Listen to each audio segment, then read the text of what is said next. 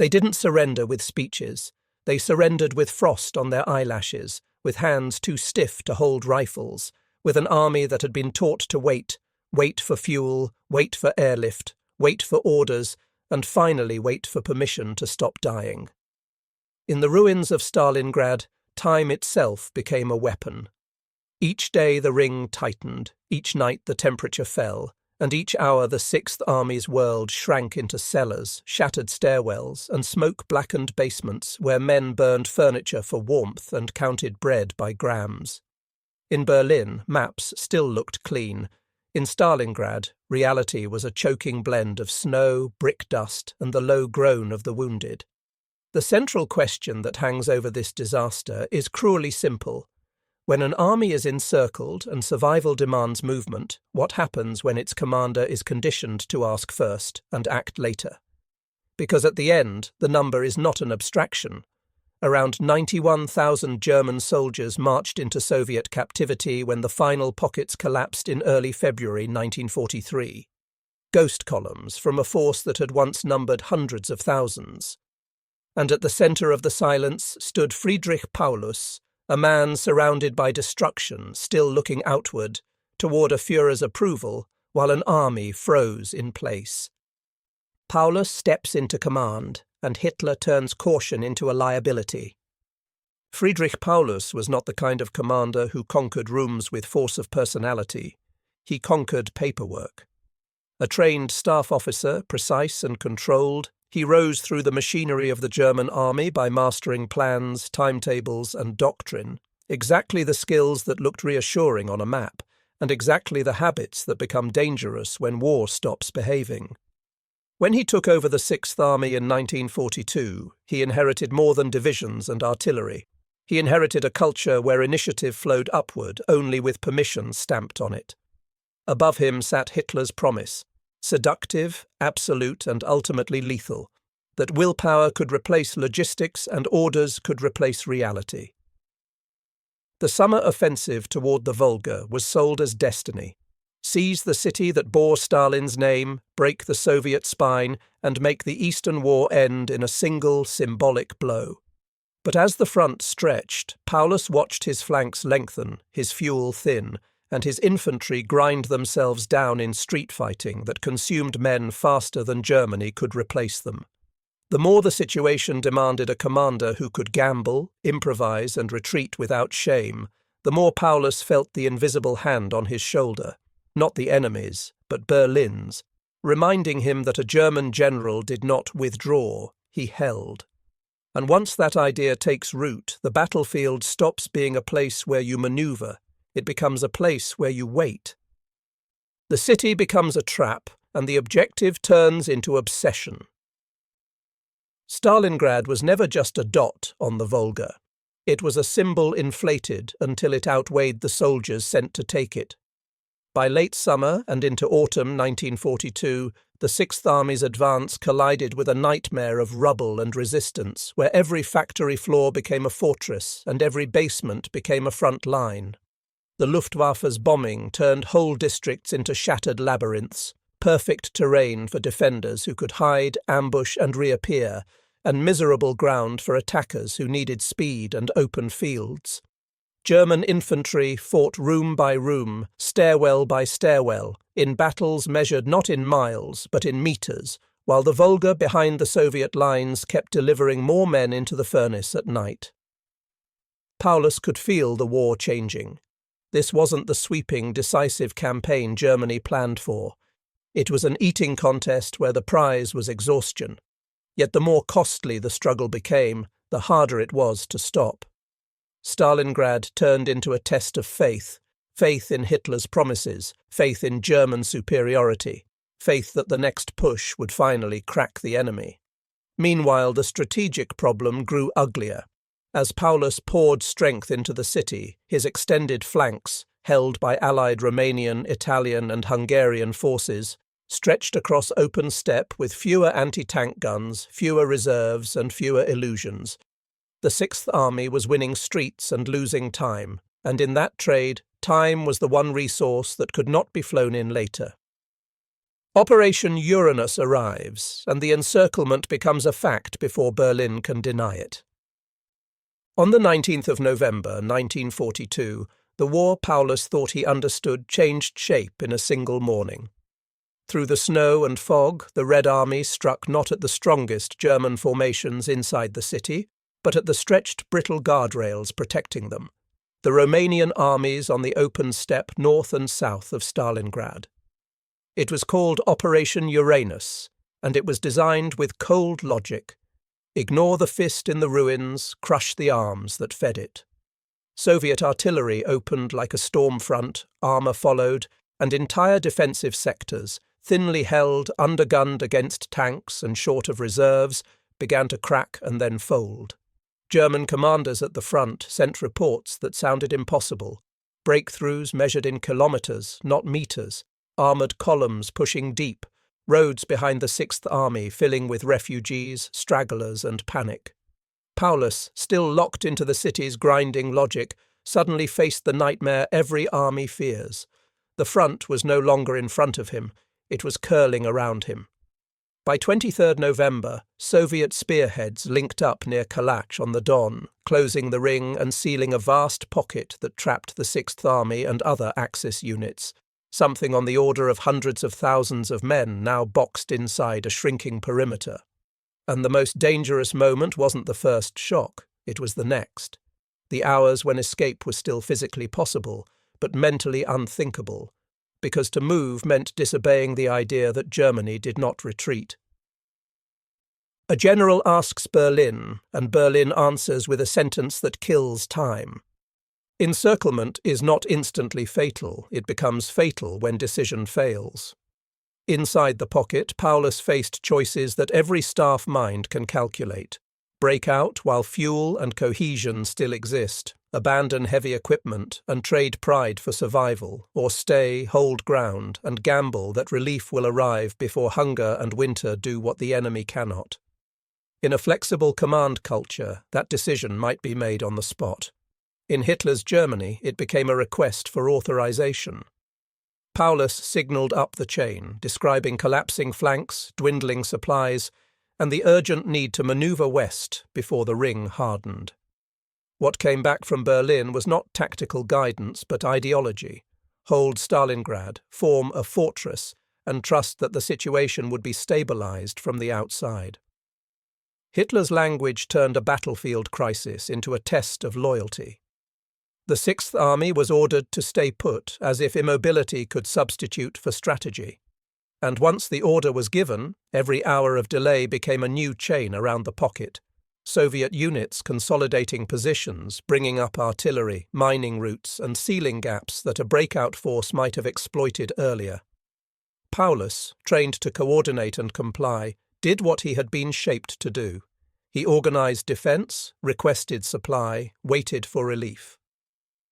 The tragedy is that none of those actions were irrational in isolation. What made them catastrophic was the assumption underneath them, that Berlin's will could bend physics. In that moment, Stalingrad stopped being an operational problem and became a moral one, whether a commander could choose his army's survival over his leader's narrative. The airlift myth and the math that never worked. The order to hold would have collapsed immediately if Hitler hadn't been handed one comforting illusion, that the Sixth Army could be supplied by air as if tonnage could be conjured out of winter skies. Hermann Göring, desperate to protect the prestige of the Luftwaffe and eager to tell Hitler what he wanted to hear, assured Berlin that an airlift could sustain the pocket, turning a logistical problem into a promise of salvation. But the numbers were brutal. Inside the encirclement, an army of that size needed hundreds of tons of supplies every day just to keep breathing: food, fuel, ammunition, medical stock, even coal and winter clothing. Figures often discussed in the range of roughly 500 to 700 tons daily to function with anything resembling combat effectiveness. The Luftwaffe, battered by years of war and now operating at long range in freezing conditions, simply could not deliver it. Airfields inside the pocket were few, vulnerable, and often iced or shelled. Aircraft had to fly through storms, navigate poor visibility, and then land under threat of Soviet artillery and fighters that grew more aggressive as the weeks passed. Even on the good days, deliveries fell short. On the bad days, planes didn't arrive at all.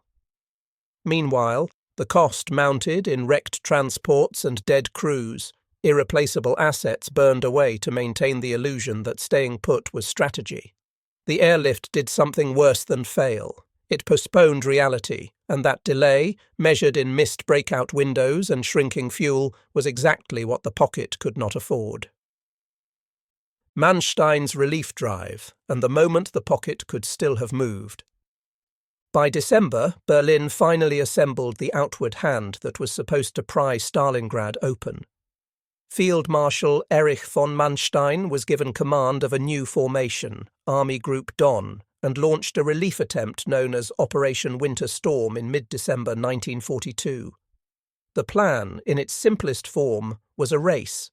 Push armoured forces toward the pocket fast enough to create a corridor before the Sixth Army starved into immobility. Manstein's panzers drove east from the Kotelnikovo area, and for a brief time, the German front seemed to remember how to move again, columns advancing, Soviet resistance bending, the possibility of contact shimmering on the horizon. The nearest spearheads came within roughly 50 kilometres of the pocket, close enough that men inside Stalingrad could feel hope like pain.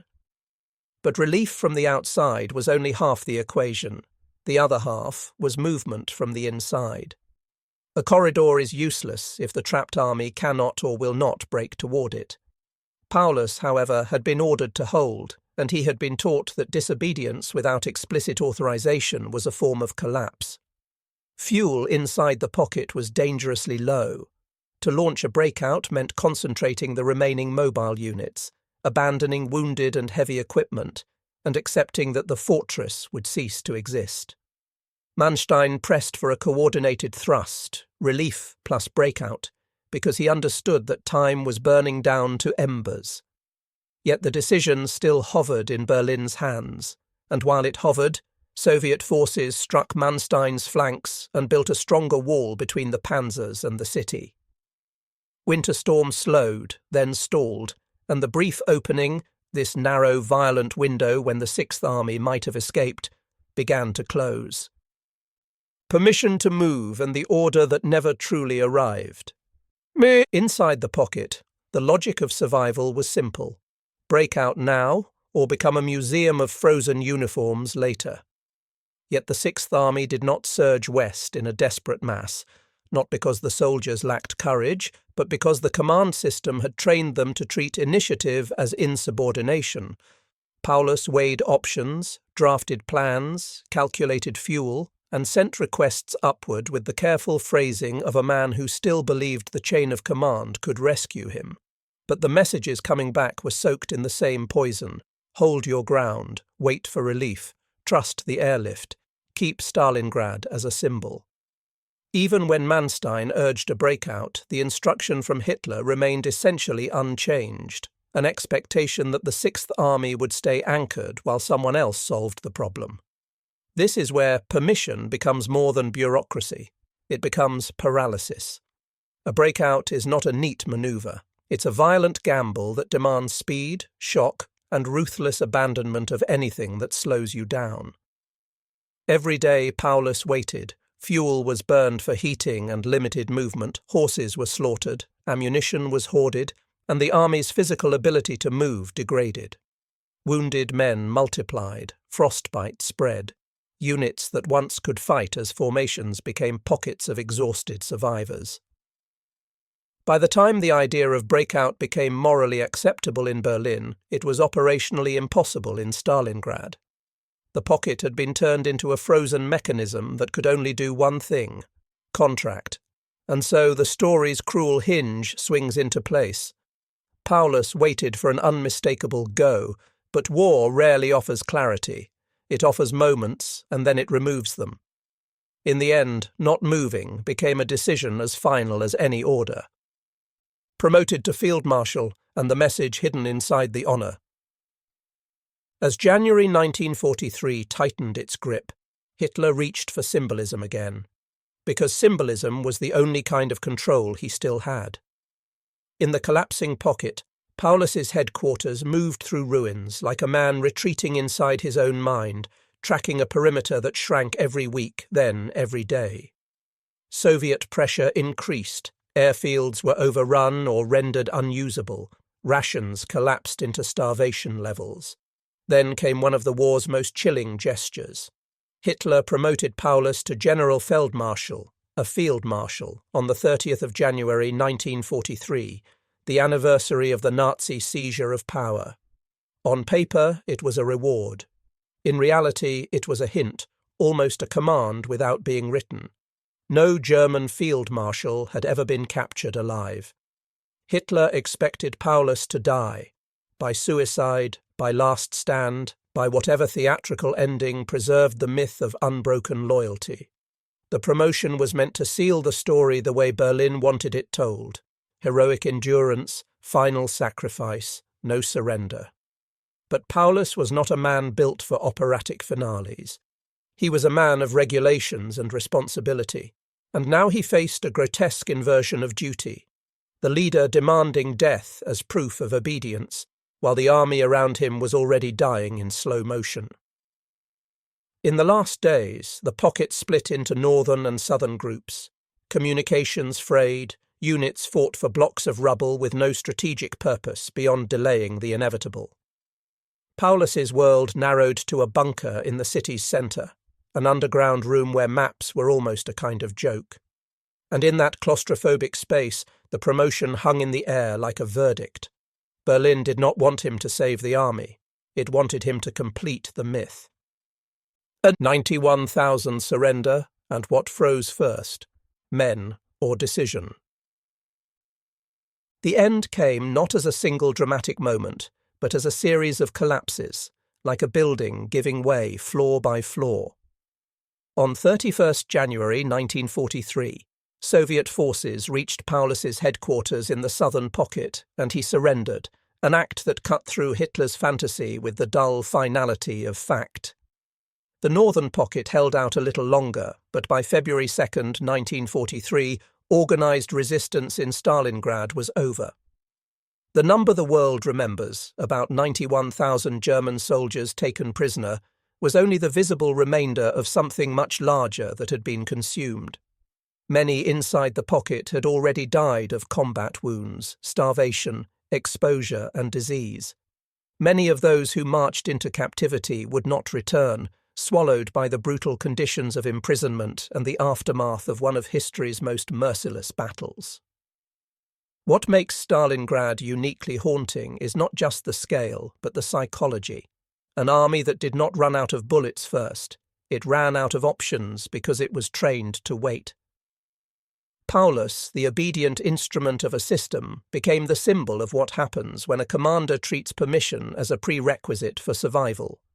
The Sixth Army froze in place as if still hoping a telegram could reverse physics, as if paperwork could open a corridor through Soviet armour, as if loyalty could replace fuel. And when surrender finally came, it exposed the central truth of the disaster. The pocket wasn't sealed only by Soviet steel. It was sealed by a leadership culture that punished independent judgment until independence felt like treason. Stalingrad's last sound was not a triumphant Soviet anthem or a German vow. It was the scraping step of exhausted men walking out of the ruins, carrying nothing but the consequence of waiting too long. The verdict: how obedience turned time into a weapon. If you want the simplest verdict on Stalingrad, it is this: the Sixth Army did not die only because it was surrounded. It died because it was commanded to treat movement as a moral failure. Later investigations and memoirs would argue details: how much blame belongs to Paulus, how much to Göring's airlift promises, how much to Manstein's incomplete rescue, how much to the Soviet operational brilliance of Uranus. But the core mechanism remains brutally clear. Hitler's leadership turned war into theatre, where holding ground mattered more than preserving soldiers, and where a commander's highest duty was not to adapt but to obey. Paulus was a product of that system, meticulous, controlled, and fatally conditioned to seek authorization in moments when reality demands initiative. The airlift became the sedative that kept the pocket still. Winter storm became the mirage that convinced Berlin time was available, and the field marshal promotion became the final psychological shackle, an attempt to script death as discipline. In the end, Stalingrad teaches a cold lesson about command. Hesitation is not neutral. When the window is open, hesitation is a decision, because the window closes whether you act or not. And so we return to the image we began with. Not a grand surrender ceremony, but a frozen silence, an army reduced to shadows, and the haunting truth that somewhere in those final weeks, survival was not only a question of strength, it was a question of permission, asked, delayed, and answered too late, while the Volga wind did the rest.